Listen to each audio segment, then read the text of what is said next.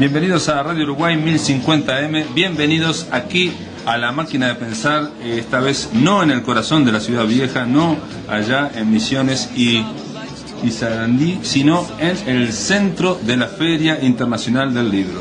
Estamos desde hoy en la feria número 33 Internacional del Libro. Ustedes saben, comenzó el 30 de septiembre, termina el 10 de octubre, aquí dedicados a tratar de hablar de libros en esta especie de festejo, de celebración, que no deja de ser una feria como esta del libro, donde se producen presentaciones. Por ejemplo, ahora en este momento se está lanzando la colección No Me Olvides, de editorial También se está presentando el libro Indiscretas Biografías de Gente Famosa, de Álvaro Sanjurjo Tucón y de Fermín Ombú. En fin, mañana, amigos, amigas, si quieren pasarse por la feria a partir de las 10 de la mañana, va a estar Verónica Leite con Don Juan el Zorro. Ustedes ya lo conocen, hemos hablado de él, de esta adaptación a la historieta de esta novela inconclusa de Paco Espínola por parte de Verónica Leite. Ya pasó por La Máquina de Pensar. También se presenta Diario de una Mujer Paradojal y La Vida Detrás de las Paredes, poemarios a partir de las 14 horas de Gabriela Carros Sosa y de Evelyn Rampa Antuna. En fin, también se hace a las 18 horas de mañana, viernes, un acto de presentación de los libros ganadores del concurso Cuentos Río Plateados, organizado por la Intendencia Municipal de Montevideo, con la presencia de los ministros de Educación y Cultura y con el director del MEC, Hugo Achúcar, y el ministro de Cultura de Argentina, Hernán Lombardi. Esto va a ser mañana a las 18 horas en el Salón Dorado. Y a las 19:30 horas, si quieren asistir, se van a reunir los fondos concursables y las letras. Esto es un encuentro entre más de 20 autores ganadores de los fondos concursables, críticos y funcionarios del MEC. Es una actividad de editorial Trilce. También mañana a las 20 horas se va a presentar un libro de relatos de Mariana Casares, Capítulos Dispersos, con la cual vamos a estar hablando hoy en La Máquina de Pensar. Pablo Bierzi, mañana también a las 20:30, presenta su libro De Marx a Obama. En fin, también se presenta el libro Amante Geología de Ricardo Pallares, un poemario de Botella al Mar, de Ediciones Botella al Mar, a las 21 horas en el Salón Dorado de la Intendencia. En fin, esto se los leo simplemente para que vean que se están produciendo hechos, eventos, presentaciones en la Feria del Libro, aparte de que la gente viene y bicha, compra. Y ya mismo le estoy dando la bienvenida a Carlos María Domínguez. ¿Cómo le va, Carlos María Domínguez? Muy bien, ¿y tú? Carlos, novelista que obviamente no requiere presentación. Aparte, si lo quiero presentar, no tengo para presentarlo. Ya estuvo hace poco en La Máquina de Pensar, estuviste hablando del Tolle Invernizzi. Sí. Y en esta ocasión, Carlos, te invitamos porque estás por lanzar un taller sobre el arte de la novela, cosa que me llamó la atención, porque no es de taller de novela, es sobre el arte de la novela. Sí, porque nos olvidamos, ¿no? A menudo de que la novela nació como el arte de encantar, como el arte de contar una buena historia, ¿no? Y tanto hemos transitado por el realismo que a menudo olvidamos esos orígenes, ¿no? Que coloca a la novela como una de las artes, ¿no? De la literatura, y a la literatura dentro de las artes. Ahora, cuando hablas de arte de la novela, ¿hablas de técnicas de la novela? ¿O hablas de algo más amplio? No, de todo lo que significa el género, ¿no? Hay que pensar que es un género que tiene 400 años y hoy, podemos tener muy distintas ideas acerca de lo que es una novela, ¿no? Porque la evolución del género lo ha puesto en una situación un poco desflecada en la modernidad, pero sí creo que hay que revisar y rescatar ciertos fundamentos, que son los que voy a hacer en este taller, no solo a nivel teórico, sino también práctico, ¿no?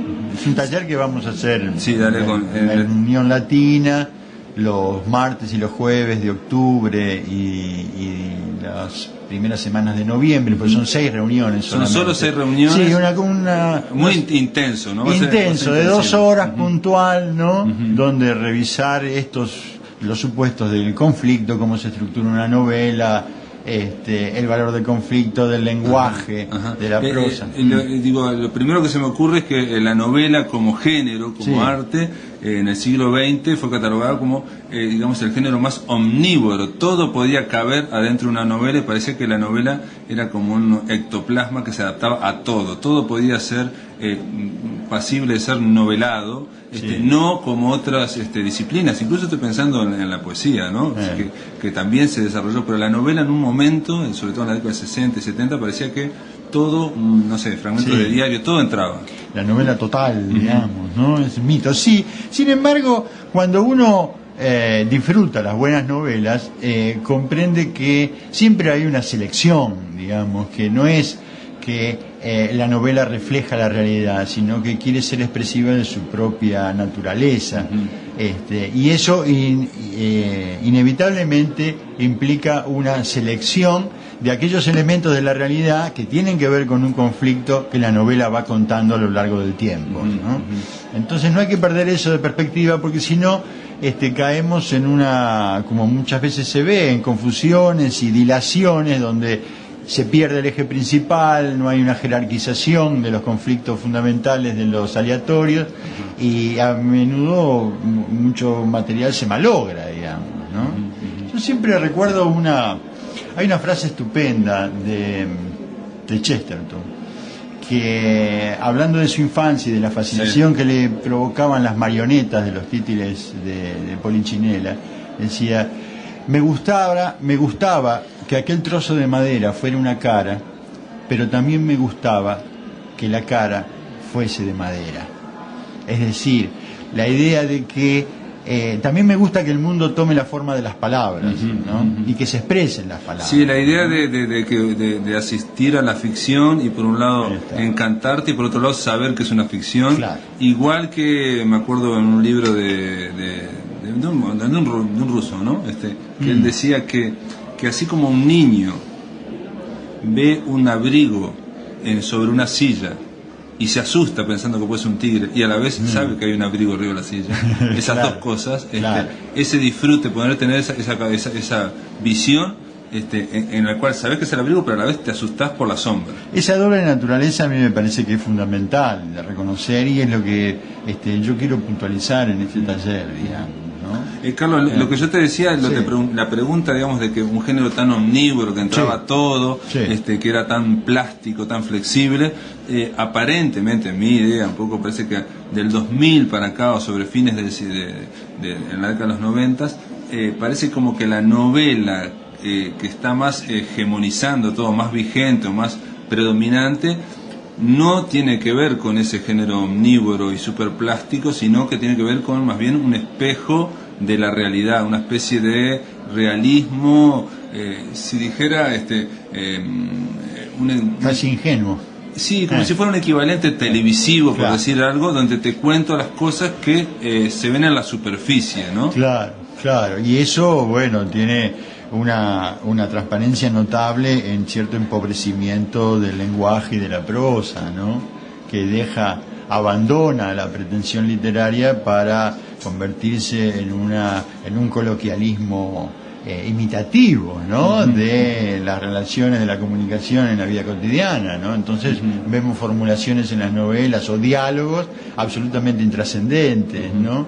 Y descripciones incluso desatentas al valor musical y de la lengua y del idioma, y lo que el valor que tiene esa condición musical de los sonidos de las palabras para seducir al lector y meterlo en un clima, en la historia que le estamos contando, ¿no? Sabés que cuando estuvo el Festival Eñe, yo entrevisté a otro escritor argentino que vive acá en Uruguay, Rodolfo Rabanal, y él lo que decía, él hablaba no de los bestsellers, sino de la novela mayoritaria, que es la que estamos hablando, ¿no? Una novela mayoritaria, y él ponía como eje esa novela mayoritaria, el lenguaje no es protagonista en esa novela mayoritaria. Y yo quiero que sea uno de los o el protagonista. ¿Cómo lo explicás eso? Yo creo que hay muchas maneras de entrar. Porque digo por lo de las palabras que estás diciendo, sí, claro, que el lenguaje sea protagonista, o sea, que cuente pero a la vez. Sí, Rabanal es un exquisito en ese sentido, ¿no? Y tiene una atención permanente sobre la sonoridad de las palabras y del lenguaje, ¿no? Yo creo que es uno de los elementos fundamentales a mí para una novela. No te diría que me parece que tenga que ser el protagonista principal, porque en todo caso no hay recetas. Cada autor entra por caminos distintos. Ajá. Y dentro de los recursos del género uno puede hacer énfasis en la trama, ¿no? En la excitación de la trama, en la intriga. Otro lo puede hacer más énfasis en el lenguaje o en los climas o en la construcción del personaje. Uh-huh. Hay muchos elementos que se pueden combinar para plantear una buena novela. Y en el caso de la receta Domínguez, y bueno, en el caso de la receta Domínguez es que no hay receta, cada novela es un desafío, ¿no? Porque yo siempre recuerdo una frase de Lucien Goldman que decía: ningún escritor escribe una obra valedera con problemas que tenga resueltos de antemano, ¿no? Entonces, hay un conocimiento técnico uh-huh. de los elementos que conforman una novela, pero no garantizan el resultado, uh-huh. ¿no? Entonces, cuando uno encara una novela, siempre está enfrentado, se está metiendo en problemas, en una camisa de 11 varas, digamos, y hay que ver cómo sale de ahí. Claro, sí, si sale. Claro. Rabanal planteaba también eso, que a diferencia de la novela mayoritaria, la novela artística o que pretende ser arte, es la de que se arriesga, va a la incertidumbre, sabiendo que no sabe si va a llegar, ¿no? Sí, en cierta medida cumple el papel que cumple todas las artes, ¿no? Que es plantear preguntas, ¿no? Uh-huh. Es una novela o un cuento termina cuando acaba de dibujar una pregunta interesante, un problema interesante, uh-huh. y no su respuesta, ¿no? Uh-huh. Lo que pasa es que quiere conmover, porque su conocimiento es intenso, su acercamiento a la realidad es intensivo, ¿no? Uh-huh. Para eso tiene que seducir al lector y generar una sugestión, ¿no? Carlos, entonces, bueno, digo, pero hablando de esto de que hacia el novelista que se embarca en un proyecto de novela que no sabe exactamente, o sea, vos no sabés cómo va a terminar la novela. Bueno, hay una construcción progresiva en general, por la experiencia, por mi experiencia y por lo que he visto comentar también y narrar a otros escritores. Una construcción progresiva de la estructura de la novela. Muchas veces sabemos a dónde queremos llegar, pero no cómo vamos a llegar. Y resulta que intentamos caminos y cuando llegamos a ese lugar no suena como lo habíamos imaginado en el comienzo. Entonces hay que revisar una cantidad de supuestos, porque la manera de llegar hace al lugar a donde llegamos, ¿no? Entonces hay una cantidad de elementos que hay que trabajar ahí y revisar muy cuidadosamente, porque a veces uno sabe la historia que va a contar, pero a veces no sabe lo que pretende decir, ¿no? Y ahí la aproximación es progresiva, digamos, ¿no? Es un ir hacia adelante y también es un regresar hacia atrás. Porque si pasamos demasiado rápido por las cosas, por las descripciones, podemos dejar de ver cosas fundamentales que esa novela necesitaba para expresar. Por ejemplo, alguna clave, que se te pase alguna clave que sea después que pueda explicar al final. Sí, a veces son claves, pero a veces son tiempos de contenido, ¿no? La palabra produce tiempo, la novela produce tiempo y trabaja con el tiempo, porque el tiempo es contenido. Entonces uno puede narrar 100 años, como 100 años de Soledad García Márquez, o un día como en la novela de Joyce, ¿no? Pero el detenimiento minucioso sobre el contenido del tiempo es lo que produce los contenidos de la novela, ¿no? Y digo, porque cuando hablamos de esos contenidos, de ese avance y de esos atajos o desvíos que de repente uno hace y tiene que volver para atrás y de repente tirar un capítulo o no sé, o tirarlo para otro lado. Sí, cada vez muy a menudo quitar más que agregar, ¿no? Eso está en la técnica, digamos, decir, pero ¿dónde está el papel, digo, porque eso en esa metáfora de ir avanzando a través de un bosque, ¿dónde está el papel de lo inconsciente para el que está creando? Y bueno, eso se juega, esa dimensión se juega contra las convenciones del género, ¿no?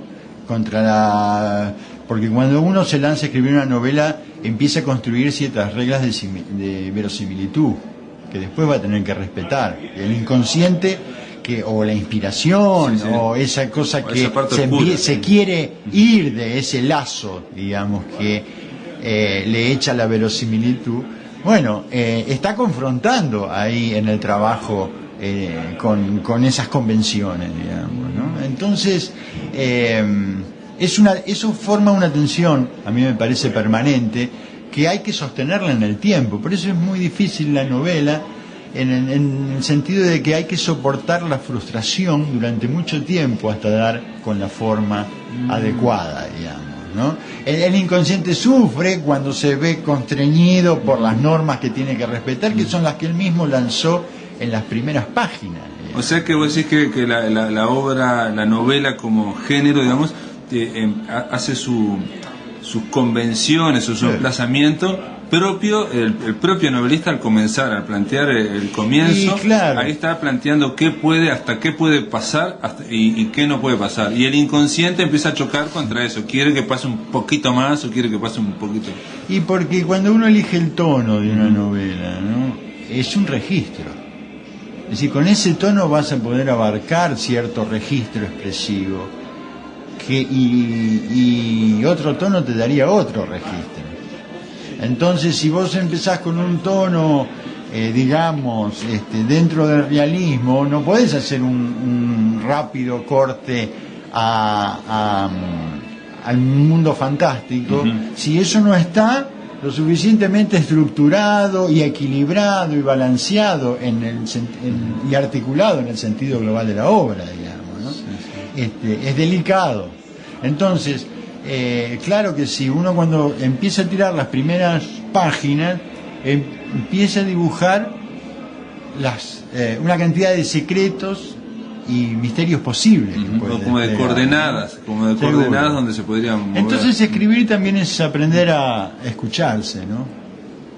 A escuchar el texto, ¿no? Que es lo más difícil siempre para la gente que comienza, es aprender a escuchar, bueno, ¿qué es lo que está pidiendo este texto, ¿no? Esta historia, ¿no? ¿Qué me está pidiendo que tengo que revisar, que tengo que volver a corregir, que tengo que quitar o expandir, ¿no?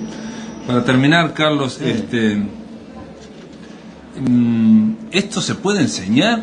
¿Se puede dar un taller sobre el arte de la novela? Te explico por qué, porque me parece que a corregir sí se puede enseñar, técnicas de corrección, pero estas, digamos, técnicas o artes para escribir, ¿se pueden? Digo, te pregunto, ¿no? Yo creo que el talento no se puede transmitir y a escribir nadie enseña, pero sí se puede transmitir una comprensión mayor de las dificultades que nos plantea el trabajo a la hora de sentarnos a la mesa, ¿no? Y entonces desde ahí sí alentar a tener una mayor conciencia de los problemas a los que nos estamos enfrentando, ¿no? Y ese es un poco el objetivo del taller.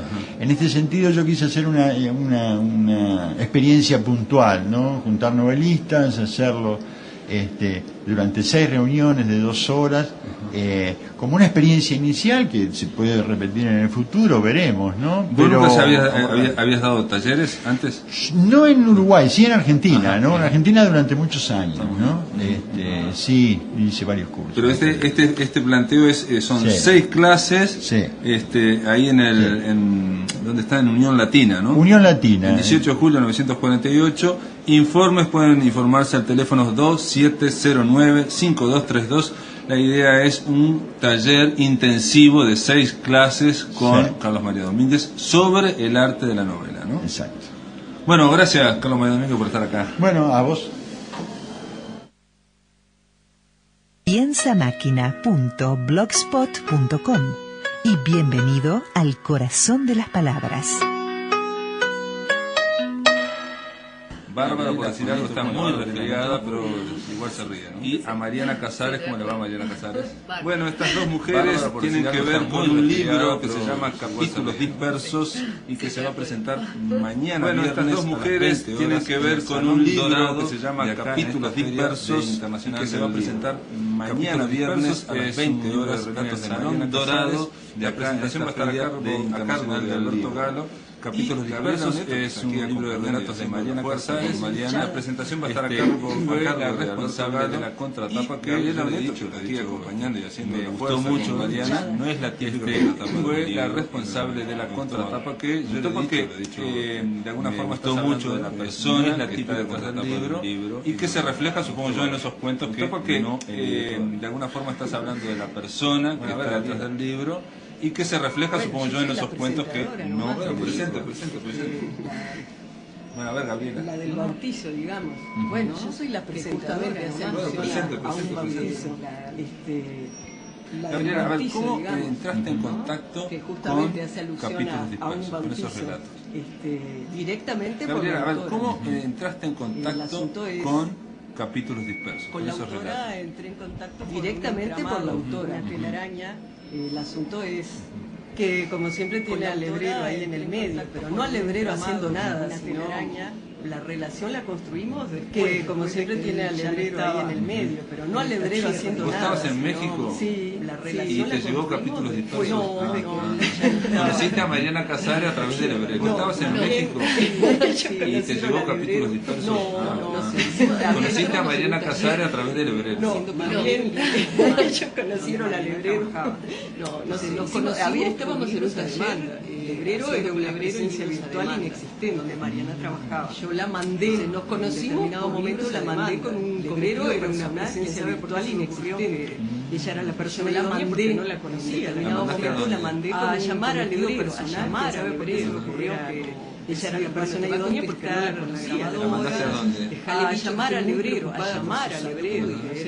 Me mintió. Decir, bueno, No me contestó la grabadora. es mentira. Le dije la verdad, pero a él se le ocurrió contestar, no sé qué. Así que Me fuiste mintió. vos a No me Mariana contestó Casares, la fuiste a la casa del No, hebrero. es mentira. Le dije la verdad, pero a él se le ocurrió contestar. Después le empecé a Así escribir. que fuiste vos a Mariana Casares, fuiste a la casa del hebrero. Sí, y el ¿Y en qué año estamos hablando? No. Después le empecé a escribir mails.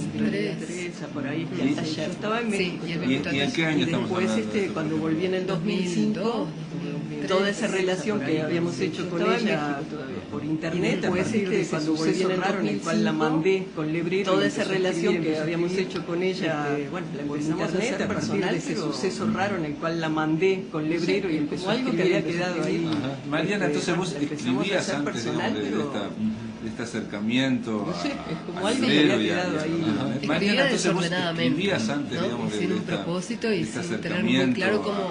al Sí, hebrero para y que a escribía por Gabriela. necesidad. Escribía desordenadamente, ¿no? Porque Y vos sin un eres actriz. propósito y sin tener muy claro cómo... Soy bailarina. Y es bailarina Para que de- escribía por necesidad de bailarina de escribir, escribía, pero... Porque vos eres Escribe actriz. con el cuerpo. Yo era bailarina, yo soy bailarina. Y es bailarina. Bueno, y entonces no sabías qué escribir. o viceversa. No, y entonces en Escribe con el realidad... cuerpo, dice ella. En realidad cuando empecé Bueno, la y relación con entonces no Lebrero, sabías qué él escribir, me contó que o estaba... escribías. No, y entonces cuando me atendió el teléfono me Sí. dijo... En realidad cuando bueno, Gabriela me pidió que te dijera, yo estaba toda nerviosa porque me daba vergüenza. Claro. En realidad cuando me atendió, que te dijera, ahora estás bien, porque ella está preocupada. Yo le dije, bueno, que Gabriela me pidió que te dijera, yo estaba toda nerviosa porque estoy aprendiendo a tocar el arco. Que te dijera, ahora estás bien, porque ella está preocupada. Y a mí me pareció muy divertido. Y él me dijo, estoy bárbara, acá estoy aprendiendo a tocar el arco. Me pareció interesante el personaje o la persona. Y a mí me pareció muy divertido. Me dijo que no salía y no sé qué, entonces yo iba por la calle y me pareció interesante él dándole personaje, veía por la calle. Que no salía nunca, me dijo que no salía y no sé qué, entonces yo iba por la calle y me empezó a invitar a que fuera al taller, contándole que estaría buena por la calle ayer, me dijo que no salía nunca de su apartamento, tenía como una idea de lo que y después me empezó a invitar a que fuera al taller, que era el taller que estaría bueno, que era como unas señoras que tomaban té y tal, una idea de lo que era tomar té, escritura o algo así. Sí, té con masitas. Té con masitas, que era como unas señoras que tomaban té y no tenía que escribir ni nada ahí, ¿no? Porque ahí hablaban de té, no sé, o algo así. Sí, té con Ni masitas, más, tenías té con prejuicios. masitas pensaba yo, y bueno, y que no tenía que escribir ni nada ahí, ¿no? Porque Mira ahí eso. hablaban Y de ahí cosas. entraste en el taller del hebrero y capítulos dispersos está bueno, creado dentro del taller virtual del hebrero. ¿O está era eso? Y ahí entraste No, en el eso es taller del posterior. hebrero y capítulos dispersos Son está cosas que creado pasan dentro en del taller 2006 virtual y del hebrero. ¿O 2008. estaban escritos de Alguna antes? tendrá. No, eso es Yo posterior. reconocí una cosa. Hay una que sí, hay una que sí. Y hay alguna cosa que 2008. escribí. Alguna tendrá, porque yo reconocí una cosa. Hay una que sí, hay una que sí. Dejaste el disparador, Y hay alguna fuente de cosa que tres, escribí. que recordaba, ¿no? Que ese taller tuyo de mitologías es bastante reciente, ¿no? Por lo Me di menos cuenta de tres, no, Sí, 4 primero. años. que ese taller tuyo de mitologías es virtual. bastante sí, yo lo sé, sí, se ve que yo lo conocí hace 2 años, bueno. entonces por eso creo que... Y ella como lo estuvo en la conocí- primera generación, ¿verdad? Es Claro. virtual. Sí, yo lo sé, sí, se ve que yo lo conocí hace 2 años, entonces por eso creo que... Y ella estuvo en la primera generación, ¿verdad? Claro. Que no, no está dentro del taller virtual del hebrero. Es un taller que Yo solo ha doy el generado del por hebrero otro de la lado, escuela del digamos, Lebrero doy no es un taller no está dentro virtual del taller justamente virtual de Lebrero. no, yo solo doy después algunas jornadas puntuales, ¿no? Estoy haciendo ahora virtual justamente con sus consignas, ahora vamos a hacer después algunas jornadas puntuales, ¿no? Pero hicimos la autenticidad de jornada por un tema, una forma de ser en el mundo, todo con materiales de su trabajo, pero hicimos la autenticidad del escritor, escribir como una forma de ser en el mundo, todo con materiales pero en realidad trabajo en base a mis propuestas y de mi correspondencia personal, ¿no? Pero que en realidad trabajo en base a sueños, escritura, mitología es uno de los temas que más me interesa, como módulos que tienen que ver, lo vinculo con historia personal, con sueños, muchas veces, no siempre, pero mitología es uno de los temas que más me interesa, con creatividad, lo vinculo con historia personal. El tema de, digamos, de los arquetipos, no siempre, pero algo tiene que ver. Bueno, y todos temas con creatividad en general, ¿no? Ahora también acabo de terminar un taller de para mujeres, trabajamos con se llama Caperucita Feroz. Ahora también acabo de terminar un taller de historia psicóloga para mujeres de hadas y se llama Caperucita Feroz, que trabaja con arquetipos femeninos e historia personal. O sea, es una exploración a medio camino entre la creación literaria y bueno, el conocimiento, o sea, es una exploración a medio Mariana, vos que camino hiciste el taller de Lebrero, digamos, presencial, ¿no? Interior, el conocimiento interior de uno. Y Mariana, vos que hiciste el taller de Lebrero, digamos, presencial, ¿no? Sí. Y tú, que también hiciste hay mucha diferencia. Bueno, es diferente un taller virtual que un taller presencial, ¿no? Porque en el presencial estás con las demás personas que estás compartiendo y escuchando. Es diferente un taller virtual que un taller presencial, ¿no? Porque en el presencial estás con las demás personas que estás compartiendo y escuchando. Cuando escribís en el presencial tenés tiempo límite. El virtual se lee, pero cada uno cae a su tiempo. A la vez hay como una energía que ocurre. Cuando escribís en el presencial tenés el tiempo límite. Porque en el taller de Lebrero Están todos escribiendo, a la vez hay como una energía que ocurre también porque todos están escribiendo en el mismo lugar. Porque en el taller de Lebrero es importante decirlo, porque en esa mesa, alrededor de la mesa escribían. Sí, y yo digo, en esa hora, en ese momento, claro, es muy interesante. en esa mesa, alrededor de la mesa escribían. Sí, bueno, en realidad se escribía en ese momento ahí. Es muy interesante, ¿no? Como muy interesante lo que pasa también con la energía que ver. O sea, que bueno, en realidad se escribía en ese momento ahí. No lo sé explicar, pero me gusta. Lo agarra con todos, también con la energía. Sí, porque hay como una energía de concentración. Sentís que los demás también están, lo que te viene como una explicar, pero me gusta. Lo agarra como un modo. Ves que el otro está escribiendo muchísimo. Sí, porque hay como que no viste nada. Pero es como que empezás, te viene como, te metes en la imagen y tenés ese tiempo para escribir algo. Y vos no viste nada. No, me viene como la ansiedad. Pero es como que empezás, te viene como, te metes en la imagen y tenés ese tiempo para escribir algo y viene como la ansiedad de usar ese tiempo para poder terminar eso que está ahí en esa imagen. 15 minutos, yo trato de incluir, pero justamente hace que 15 minutos, es una locura pedirle a la gente que en 15 minutos cumpla con bajen, porque saben que no le vas a pedir hace que maestra en 15 minutos, son las a veces salen cosas y bloqueos y espectaculares, bajen, porque saben que no le vas a pedir una obra maestra en 15 minutos, y a veces salen cosas espectaculares. Claro, porque cae la, digamos, la pretensión de hacer algo trascendente y hay que salir del paso en 15 minutos. Salir del paso, digamos, la pretensión de hacer algo trascendente y hay que salir del paso. Y al caer el control de salida, al salir del paso, cae muchas veces, no todo control de calidad. Bueno, el caer el control de calidad, el día que te toca que te cae que sirvió, estamos trabajando. No todo quedando trabajando. Bueno, no importa, estás siempre escribiendo. El día que te toca que te caiga, sí, 40 minutos, pero estabas trabajando. Ahora en el de Lebrero era una hora que estaban y leían lo que habían hecho. Claro, todos sí, 40 minutos creo que están viviendo. Y es muy interesante también cómo vas viendo, que vos vas encontrando tu propia voz. Y leían lo que habían hecho. Claro, todos leíamos lo que habíamos. Y cómo vas gustando de los. Y es muy interesante también cómo vas viendo, que vos vas encontrando tu propia voz. A pesar de que cómo caen los demás, de cómo ves una persona, cómo vas gustando de los estilos. Cuando ves que se mantiene su estilo y que tiene ese estilo, a pesar de que cómo caen los prejuicios de cómo ves una persona, que antes tuviste un prejuicio de decir, después cuando ves que se mantiene su estilo y que tiene ese estilo y que piensa y escribe de esa manera, prejuicio cuando ves que, aunque antes hay algo ahí que hizo de decir, lo va desarrollando, media, todo al principio fue muy torpe, muy precario, cuando ves que hay algo ahí que pasa, o trata de impostar algo que no es realmente, todo al principio es muy torpe, muy precario, desarrollar la vida, digamos, o trata de impostar algo que no es realmente. Mariana, en la literatura de Mariana, sí, se ve el pasaje, la paliza de Lebrero. Mariana, en la literatura de Mariana, sí, la tensión que ponía el desarrollo, la paliza del lebrero, ¿no? Por ejemplo, toda la atención que él ponía al desarrollo, es la mirada, no es solo el estilo formal, la atención a los sentidos, la mirada, pero es la mirada, no es solo el estilo formal que ella puede haber desarrollado. El otro día leí en un blog mirada, el lebrero es como una explosión en internet de cosas que se publican. El otro día leí a un muchacho que decía que el hebreo, a pesar de que había tenido un montón de alumnos, ninguno pudo lograr a un muchacho que decía que entonces yo escribí, a pesar de que había tenido un montón de alumnos, ninguno pudo lograr continuar su camino. Entonces yo le escribí y le digo, me parece que él trató de pasar, porque eso no escriban como yo, escriban como sí, la idea es que no generó una escuela. Que a pesar de que decimos, bueno, no escriban escuela del hebrero, pero la sí, la idea es que no generó una escuela. A pesar de que decimos, bueno, una escuela del hebrero, pero la escuela es solamente que pero por ejemplo, este capítulo dispersos, ¿está escrito en primera persona? No, una escuela literaria. Todos los textos, pero por ejemplo, este capítulo dispersos, ¿está escrito en primera persona? Digamos, se trata, todos los textos se tratan de paro, algunos son reales y son fantásticos. Eso es algo que se vería, yo no sé si eso es así, pero también hay una cosa real que yo bailo, ¿no? Que yo bailo como primera persona, que yo me comunico. Jamás bailaste en tercera persona. persona. Pero también hay una cosa real, hay una cosa que es como uno se comunica, y también cuando yo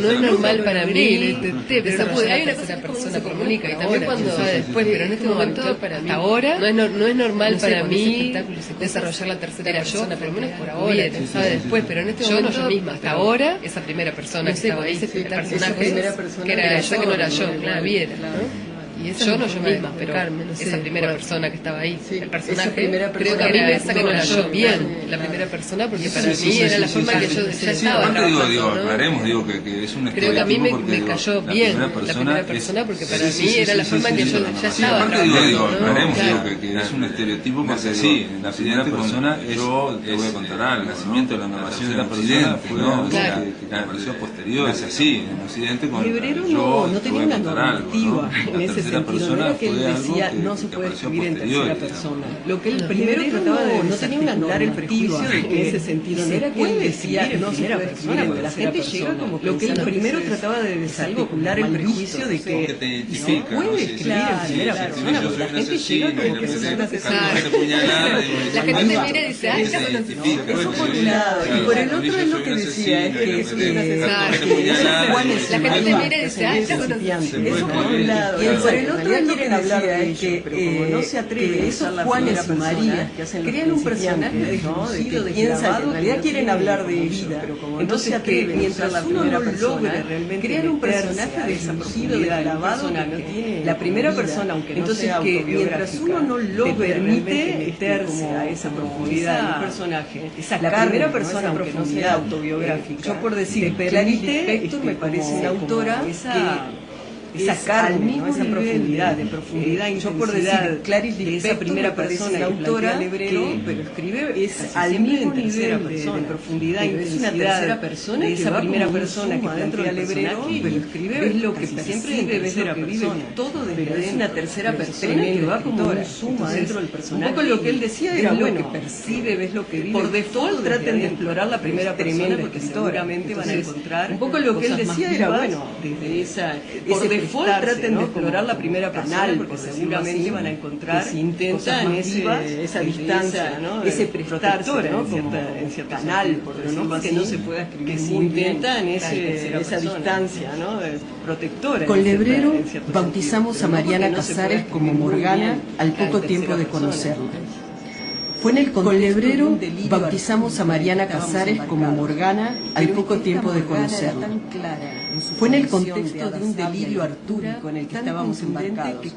Pero es que esta Morgana era tan clara, porque debajo de la apariencia tímida, liviana y cálida de Mariana Casares, la civil, lo dijimos al unísono, hay otra mujer de Honduras, porque debajo de la apariencia tímida, liviana y cálida de Mariana Casares, la civil, con una mirada mujer de Honduras vertiginosa, no se resuelve de culpa expresarse como como tal, erotismos, pero que se insinúa sobrevolando con una mirada cuyo matiz de procesos internos no se resuelve del todo de su mundo interior secreto, pero que se insinúa sobrevolando esta bitácora de sus procesos internos, la escritora, de su mundo interior secreto, tal como advierte el título del libro, traído de los textos dispersos, inclasificables, confirman su necesidad de tal como advierte el título del libro, en los textos dispersos, para así poder conservar la libertad de salir con necesidad de sentarse, de no quedarse estancada en el filo del murito, para así poder conservar la libertad de salir. Uno de los hilos que reaparecen en la escritura de no quedarse estancada en lo conocido, es la invasión a la intimidad.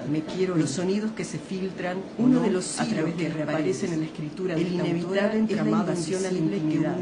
Los sonidos que se filtran o no a través de las paredes, las murallas y hechizos, el inevitable entramado invisible son para mantener al otro atrincherado en salmos para no capitular. Las murallas y hechizos de Adamala son para mantener al otro a raya frente a la mirada, en salmos para no capitular, quema, no mostrarse, no tengo donde esconder, no entregarse. Para por no eso, los textos de este libro repiten la estrategia existencial del personaje morgano, dejan pistas y luego por eso, los textos de este libro repiten la estrategia existencial del personaje morgano, mientras van dejan pistas para no ganar la partida. Seducen, pero no se hacen cargo. Cuando uno mueve piezas en los tableros, mientras van buscando excusas para no ganar la partida. El maravilloso epígrafe de cuando uno pretende atrapar, que da título a uno de sus cuentos, con una maléfica niña morgana, el maravilloso epígrafe de Clarice no es para nada inocente, que da título a uno de sus cuentos, con una maléfica niña morgana entonces que aquel tengo miedo para nada inocente, ese que le acomete en ciertos momentos. Pero ¿qué podría ser más festejable entonces que aquel tengo miedo de escribir se convierta en ese que le acomete en ciertos momentos a todo de revolver en lo oculto del alma, emerge en su interior los dispersos que pueden se convierten en perturbadores. De aquel peligro de revolver en lo oculto emergen estos capítulos dispersos que pueden ser a la vez textos muchas veces desafiantes, como si imitaran los cambios físicos con los que el hada morgana se escabullía frente a los espejos, textos muchas veces de quienes pretendían atraparla en su verdadera físicos con los que el hada morgana se escabullía frente a los espejos. Muy bien, esta es la contratapa que escribió Gabriela Oneto para Capítulos Dispersos. Es la versión larga. Muy bien, esta es la contratapa que escribió Gabriela Oneto para Capítulos Dispersos. Es la versión larga. En el libro hay una versión un poco más resumida, pero me parece que es como la forma que destachó Gabriela lo que es el libro, este libro de relatos.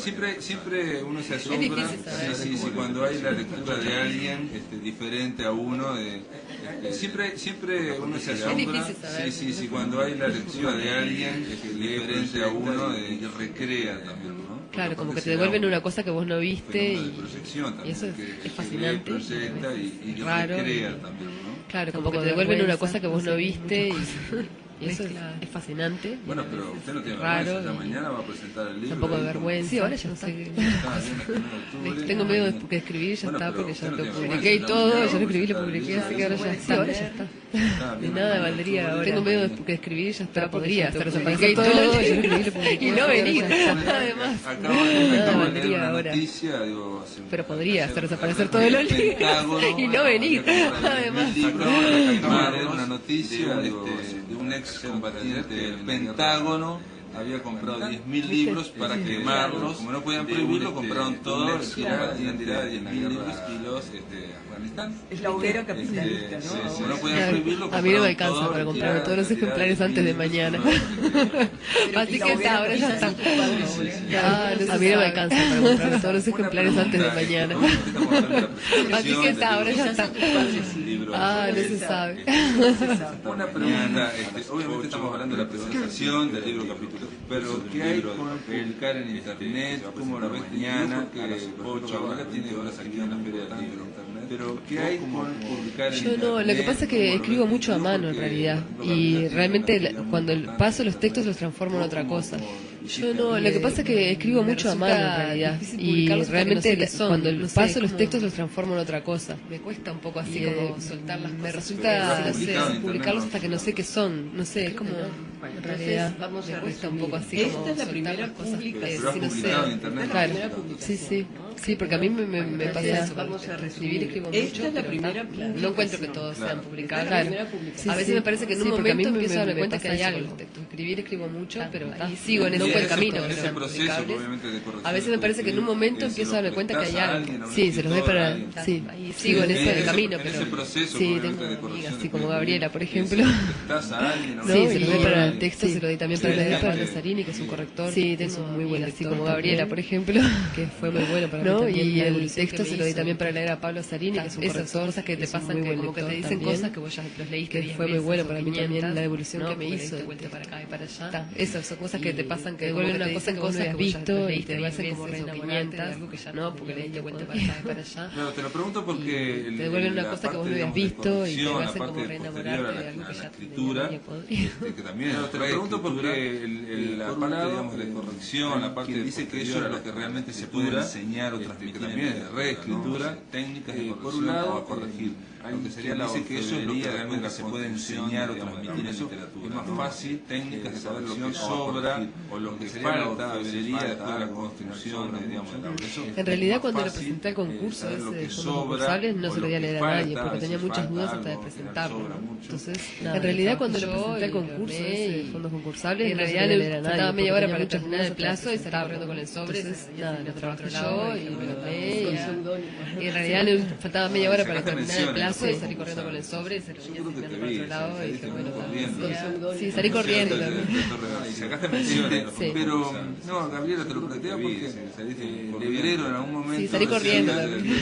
No está bien, pero no, Gabriela, te lo planteo porque Lebrero en algún momento decía que no está bien o él no recomendaba, no es que no estaba bien. Yo también me dijo a veces, no, darle lo que he escrito a muchas personas. Él se lo daba a poca gente, pero nunca publicaba sin que algunos ojos amigos vieran. Él se lo daba a poca gente, pero nunca publicaba sin que algunos ojos amigos recomendaba a una o dos personas, no mucho. Y es como cuando tenés una buena noticia o algo que a veces hasta que no se concreta la aguantás. Recomendaba a una o dos personas, no mucho. Es como además tenés una buena noticia o algo que a veces hasta que no se concreta la aguantás porque también es mostrarte una cantidad de cosas. Sí, además como que los que te acompañan no son socios tuyos o algo así, ¿no? Que te están ayudando a hacer eso porque también es mostrarte una cantidad de cosas, son pocas personas, no son. A veces podés desde tu lugar alterar algo que es valioso, también hay proyecciones, entonces a veces podés desde tu lugar alterar algo